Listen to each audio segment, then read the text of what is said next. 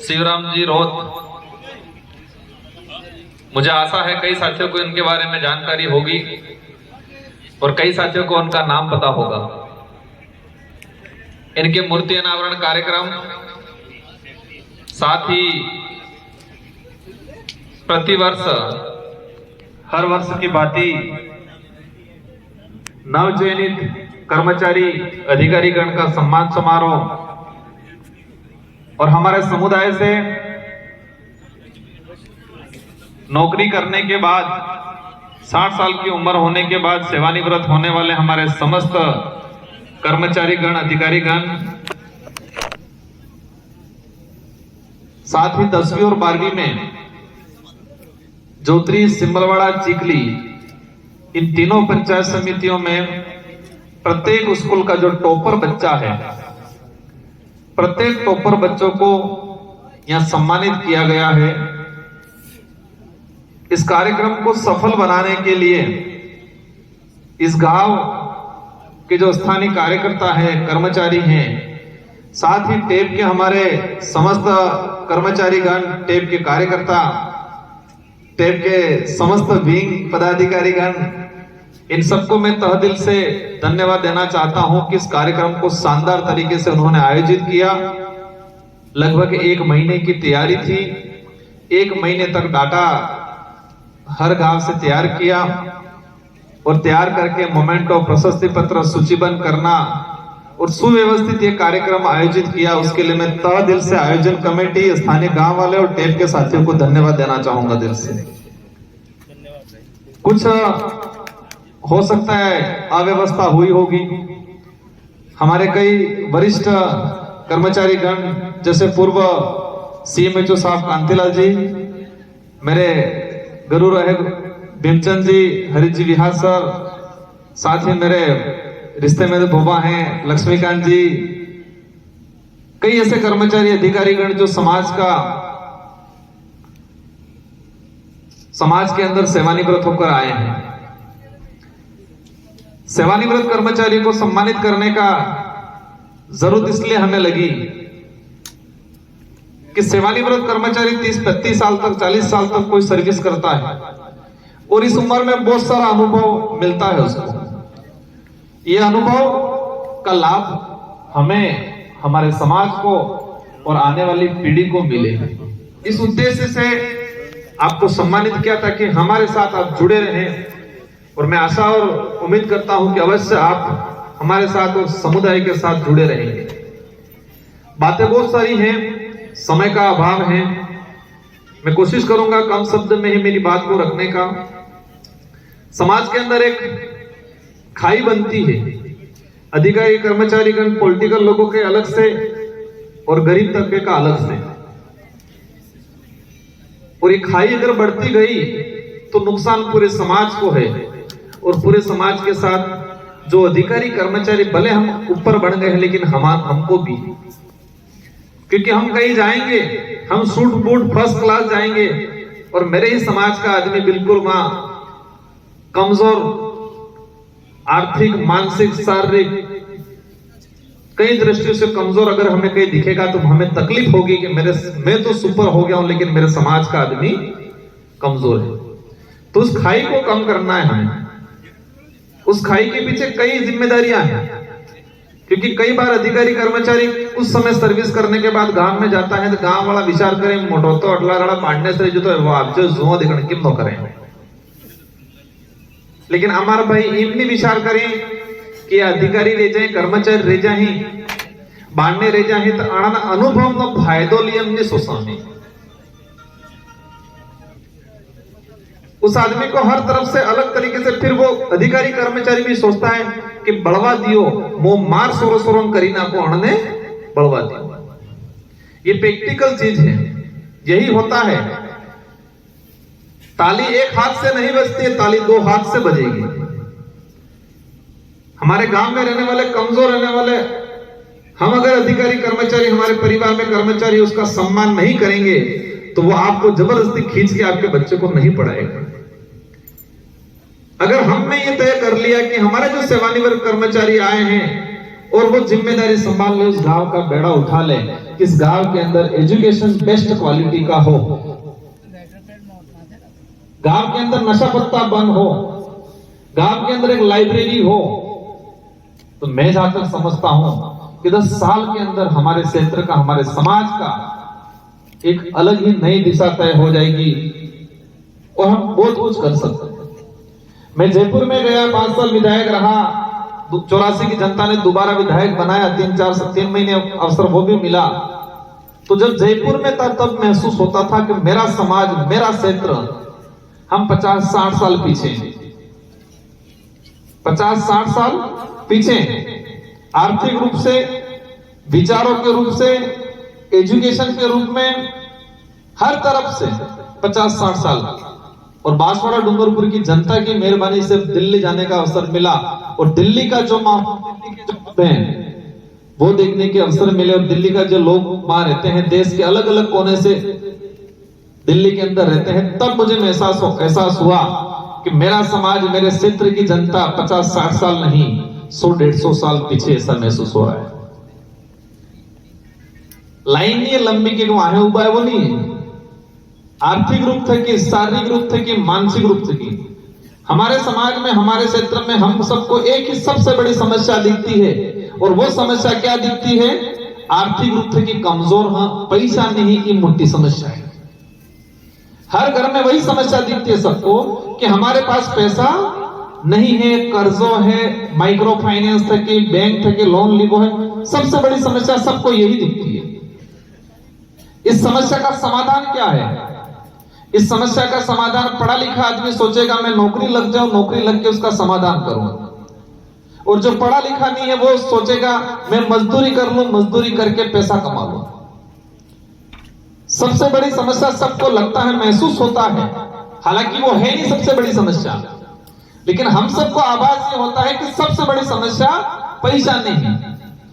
लेकिन इस समस्या का समाधान तभी हो सकता है कि हमारा मेंटेनेंस सही हो,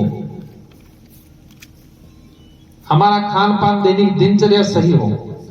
और मेंटेनेंस और ये सारी चीजें तभी हो पाएगी कि हम शिक्षित होंगे तो हो पाएगी। अगर हम शिक्षित नहीं हैं तो हम मेंटेनेंस नहीं सीखेंगे, और मेंटेनेंस नहीं सीखा तो ये समस्या हमेशा बरकरार रहेगा ना, अपने हमेशा वहां रहना। एक ही चीज है, एजुकेशन ही सारी चीज है। हमारी सारी समस्याओं का समाधान करने का एक ही सूत्र है कि हमें शिक्षित होना है। और शिक्षित भी ये नहीं सिर्फ किताबी बढ़ियान पास था, बढ़ियान थोड़ा पास था, ये नहीं था। कई बार मैं किसी का शिक्षक अधिवेशन में गया था, मैंने पूछा हमारे देश का नाम क्या है? सबने कहा भारत। फिर कहा भारत को इंग्लिश में क्या कहते हैं? सबने कहा इंडिया। अब ये सवाल जब मैंने पूछा तो लोगों को भी और टीचरों को भी ये लग रहा था क्या विधायक है नहीं कि गाड़ी बात को पूछे। लेकिन मेरे पूछने का तरीका अलग था, मैं जानना चाहता था। मैंने एक ही पूछा हमारे देश का क्या नाम है? सबने कहा भारत। हाथे जाई पसे पूछो ना भारत ने इंग्लिश में हूं कहीं तो इंडिया, पर वो है नहीं। भारत को इंग्लिश में भारत ही कहेंगे, इंडिया शब्द ही अलग है, उसको हिंदी और इंग्लिश में इंडिया ही कहा जाता। राजस्थान में राजस्थान कहेंगे, इंग्लिश में भी राजस्थान कहेंगे। अब ये स्थिति हमारा मार्सा बंदी फिर मार्सा भवन गाड़ी देंगे आ विधायक हमारे अरे सांसद हमारे फिर पड़ी रही। जो हमें हर चीज को तरीके से पढ़ना है और पढ़ाना है। बाकी किताब में है, अच्छी चीज है, मैं ये नहीं कह रहा हूं, लेकिन कुछ गलत चीजें भी हैं और हम जनता को परोस देंगे। जैसे दौर दादा ने कहा था, हम किताब में पूछा किसने मारा, सबने कहा अंग्रेजों ने, क्योंकि किताब में यही लिखा हुआ है कि रास्तापाल कांड हुआ, कालीबाई कलासुआ को अंग्रेजों ने गोली मारी 19 जून 1947 को। लेकिन कभी हमने ये नहीं सोचा कि 19 जून 1947 को राजस्थान इस इलाके के अंदर, भारत के अंदर भी अंग्रेजों ने तानाशाही बंद कर दिया था। 1942-43 में ही कह दिया था तुम तो तुम्हारा संविधान बनाओ। एक तरफ पढ़ रहे हैं कि हमारा देश का संविधान 2 साल 11 माह और 18 दिन हुए, तो संविधान तो उस समय निर्माण शुरू हो गया था, मतलब 1946 के आसपास संविधान निर्माण शुरू हो गया होगा। तो 19 जून 1947 को कौन सा अंग्रेज आ गया था गोली मारने भाई? लेकिन हमने किताब में वही पढ़ा और हमने वही माना, कंपटीशन एग्जाम में वही आया, हमने वही दिया, उत्तर दिया, और हमारे माइंड में यही चीज रही। इसलिए हम सबकी जिम्मेदारी बनती है कि हमको तार्किक विवेकशील होना है। पढ़े लिखे जो अभी कर्मचारी अधिकारियों को सम्मान किया, मुझे लगता है कि एक व्यक्ति आरएस की तैयारी करता है लेकिन उसका एलडीसी में हो जाता है, थर्ड ग्रेड में हो जाता है, तो थर्ड ग्रेड ज्वाइन करता है, इसके बाद उसकी जो रेस खत्म कर देता है। फिर वो जिसने एक हाई लेवल का एजुकेशन प्राप्त किया था, वही थर्ड ग्रेड कर्मचारी 5 साल बाद अनार का एबीसीडी मुझ खोवाई जाए, अणा मोरी सब भूली जाए। हो रहा है कि नहीं हो रहा है? नहीं हो रहा। प्रैक्टिकल दिखने मिलेगा कहीं, नहीं हो तो मैं खुद प्रैक्टिकल कर लूंगा कभी।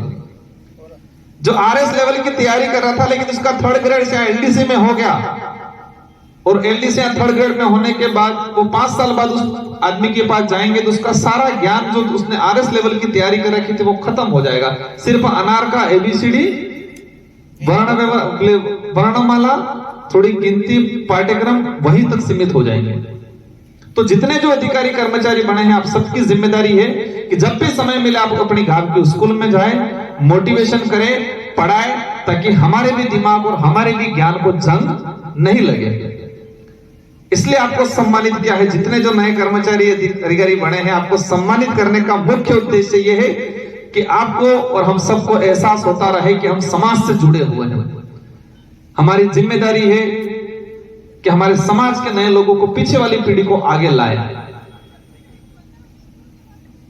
नए बच्चों को सम्मानित करने का 10वीं 12वीं ये नहीं हो जाए कि आप सम्मानित हो गए, गांव में फेमस हो गए, सांसद प्रमाण पत्र आ जाए और गांव में सबने निगाह तुम माते तुम्हें फरवा लगी जो मस्त लगी कि भला बुरा सब आदमी आपके पास आएगा।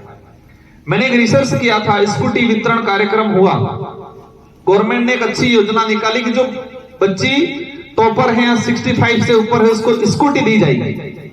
बच्चों को स्कूटी मिली।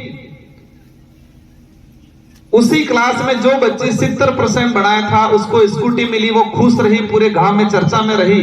और उसी क्लास के अंदर पढ़ने वाली बच्ची जिसका 50% बना था वो दुखी रही। लेकिन जो 70% बना था, जिसको स्कूटी मिली थी, उस बच्ची का 5 साल बाद अगर भविष्य देखोगे तो खत्म है। और जिस बच्ची को उसी साल जिसका 50% बना था वो दुखी हुई थी उस पल पे, और उसने ठान लिया कि मुझे भी कुछ करना है, वो आज कर्मचारी अधिकारी मिलेगी। अपने गांव में आसपास देख लेना, जिस बच्ची को 10 साल 5 साल पहले स्कूटी मिली थी और उसी क्लास के अंदर पढ़ने वाली दूसरी बच्ची जिसका परसेंटेज बहुत कम था, तो स्कूटी मिली थी वो कहां है, और जिसका परसेंटेज कम था वो कहां है। तो इस चीज का भी ध्यान रखना है। मोए दिल्ली में जो कई फर्स्ट क्लास मळे, मतलब यूं खतरनाक आदमी मळे में, मोटी मोटी गाड़ियों वाला, और मो यानी स्थिति भूली जाऊंगा ना पेलन बादे लगी क्यों तो काम था ही जाएगा। इसलिए जो सम्मानित होके जा रहे हैं आप भी ध्यान रखना। आप, मैं महसूस करता हूं कि मुझे जिम्मेदारी, खुशी होती है। एक कोई नेता बनता है तो खुशी होती है, मैं भी सांसद बना तो मुझे भी खुशी हुई है, लेकिन खुशी से ज्यादा डर लगता है क्योंकि जिम्मेदारी मिली है, लोगों की निगाह है। तो आपको भी यहाँ सम्मानित किया है, फोटो खींचा है, तो आपके गांव वालों के, परिवार वालों की निगाहें हैं कि मेरी बच्ची, मेरा बच्चा कुछ करेगा। इसलिए आपको भी जिम्मेदारी महसूस करनी है कि हमें जिम्मेदारी है हमारे समाज की, हमारे परिवार की, मैं कुछ बन के करूं ताकि मेरे समाज, मेरे परिवार का नाम रोशन हो। भूलना नहीं है, हमें इस क्षेत्र में क्रांति लानी है। एजुकेशन के मामले में शिक्षा के अलावा कुछ नहीं है। और तकलीफें पड़ेगी, कोने कहेगा मार पैसा नहीं, मार डोंगरम घेर है, रोड नहीं है, लेकिन जो तकलीफें सहता है वही आगे बढ़ता है। इस देश लेवल के एक उदाहरण है, जो बाहर गए हैं उनको पता होगा। इस देश में मारवाड़ियों का कब्जा है। किसका कब्जा है? मारवाड़ियों का। वो मारवाड़ी जैसलमेर, बाड़मेर, जोधपुर, करौली, ये सॉरी जोधपुर वहां पर, और ये झुंझुनू सीकर से, यहाँ के लोगों का पूरे देश पे कब्जा है। तो इन लोगों को ऐसा क्या मिल गया, सोने का खजाना, पूरे देश पे कब्जा हो गया। उनको सोने का खजाना नहीं मिला था, उनको अकाल मिला था। क्या मिला था? अकाल। अकाल पड़े थे, रेगिस्तान इलाका है, खाने के लिए कुछ नहीं था, पैसा नहीं था, इन लोगों को तकलीफ पड़ी और तकलीफ पड़ी, संघर्ष किया, ये डिवाइडेशन हुए और डिवाइडेशन हुए, दूसरे राज्यों में गए, धंधा किया और आज पूरे देश में मारवाड़ियों का कब्जा है। अगर वो अकाल नहीं पड़े होते, वो सन मुझे ध्यान नहीं है, और वहां इतनी गर्मी नहीं पड़ती, वहां अच्छा अनाज पैदा होता, तो हो सकता है वो खा पी के मस्त रहते, नशे की लत में रहते, देश पे कब्जा नहीं होता। तो जो ये बात इसलिए बोल रहा हूं कि जो गरीब है ये महसूस कर रहा है, कमजोर हुई महसूस कर रहा है, उसके लिए बोल रहा हूं मैं कि तकलीफें बहुत कुछ सिखाती है, तकलीफें संघर्ष करना भी सिखाती है। इसलिए कोने भी आई बाप हमने विचार करेगा मारते हूं कर वो, ये भी देखा है हमने, अधिकारी कर्मचारी के बच्चे रोजगार गारंटी में काम करने वाले कर रहे हैं, और रोजगार गारंटी में काम करने वाले के बच्चे अधिकारी भी बने हैं, ये भी देखा है हमने, और आप भी कहीं के देखने मिल रहा होगा। इसलिए एक ही सूद ऑल ओवर एक ही बात है कि शिक्षा अच्छी दिलाएंगे, परवरिश अच्छी करेंगे, और कह रहे हैं वो दो रास्ते, एक एजुकेशन की और दूसरा मौज मस्ती की ओर। और 5 साल मौज की था तो 50 साल बर्बादी है, और 5 साल मेहनत की थी तो 50 साल अब्बावल खुदरी सिंगा। हमारी सबकी जिम्मेदारी है इन्हीं शब्दों के साथ आने वाले साल के अंदर भी आप सभी को पहुंचना है। जो सम्मानित हो गया इसका मतलब ये नहीं है यहां पर आओगे आपको अच्छी ही बात मिलेगी, कोई गलत बात नहीं मिलेगी, कोई गलत बात नहीं मिलेगी, अच्छी बात मिलेगी। समाज के अनुभवी लोग अच्छी बात करेंगे। हम सबका उद्देश्य है, राजनीति करने वाले लोग करेंगे, अलग अलग तरीके से आरोप भी लगाएंगे, लेकिन मेरा इस विचारधारा का, हमारे सभी साथियों का एक ही उद्देश्य है कि क्षेत्र में हमारा समाज जो आज पिछड़ा है, शोषित है, अधिकारों से वंचित है, हम उनको जागरूक करें, अपने हक के लिए, अधिकार के लिए, स्वाभिमान के लिए जीना सिखाएं। बाकी जिंदगी तो सभी जीते हैं। जिसको अपने अधिकार नहीं पता है, अपना इतिहास नहीं पता है, और मुझे क्या करना है वो नहीं पता है, लेकिन वो जिंदा है, पर मेरी नजर में वो जिंदा नहीं है। आदमी जरूर है, जीवे जरूर है, जीव जरूर है, लेकिन हम समझते हैं वो जिंदा नहीं है। जिसको इसका इतिहास पता है, वर्तमान में क्या करना है, भविष्य में क्या करना है, और अपने अधिकार और स्वाभिमान के लिए नहीं जिएंगे, तो फिर हमें मतलब नहीं। आने वाली पीढ़ी भी हमारे हैं अनुसरण करेगी, वो भी ऐसे ही रेंगने वाली जिंदगी, गुलामी करने वाली जिंदगी जिएगी। इसलिए आप सभी को खूब खूब धन्यवाद। आप सभी यहां पहुंचे, मुझे उम्मीद है कि आप सभी मिलके, हम सभी मिलके, और ये जो खेल मैदान बनाया है सबके साथ सहयोग से, गांव वालों के सहयोग से बहुत अच्छा बना है, और हम कोशिश करेंगे कि 1 साल बाद उसका और परिवर्तन, नया रूप मिले आपको। इन्हीं शब्दों के साथ स्वतंत्र सेनानी सेंगाबाई रोड, नानाभाई खाग, कालीबाई कलासुआ और रामाफतू के परिवार से, साथ ही शिवराम जी के परिवार से, आप सभी को मेरी ओर से खूब खूब धन्यवाद। आपके परिवार के लोगों ने संघर्ष किया, उसकी वजह से शिक्षा के लिए क्रांति की है। सबसे बड़ी बात है कि जिनकी तस्वीरें लगाई सबने किसके लिए लड़ाई लड़ी? शिक्षा के लिए, दूसरे के लिए लड़ाई नहीं लड़ी, शिक्षा के लिए। इसके आगे जाएंगे जल जंगल की लड़ाई मिलेगी। और विचार करें हम, मुझे भी नहीं पता था, मेरे दादाजी सोमा, उनके पिताजी परदादा, जब रास्तापाल कांड हुआ था तो पूरे लोग ढोल वाजता किया था, दम्बोड़ा किया था, दम्बोड़ा थोड़ा आदमी बंद करी मिल जाता, तो वहां से 5 आदमी दूसरे थे, सब मिलके हेंडता हेंडता बड़ौदा किया था, फोन करवा बल्ले नेहरू जी माते हम गए, पैदल पैदल यहां से बड़ौदा गए थे, उस शिक्षा के लिए इतनी लड़ाई लड़ते थे। और आज हमारे गांव में काजू था, काजू करवा, लेकिन एसएमसी एजेंसी में बैठक था, स्कूल में मीटिंग में भी नहीं जाए।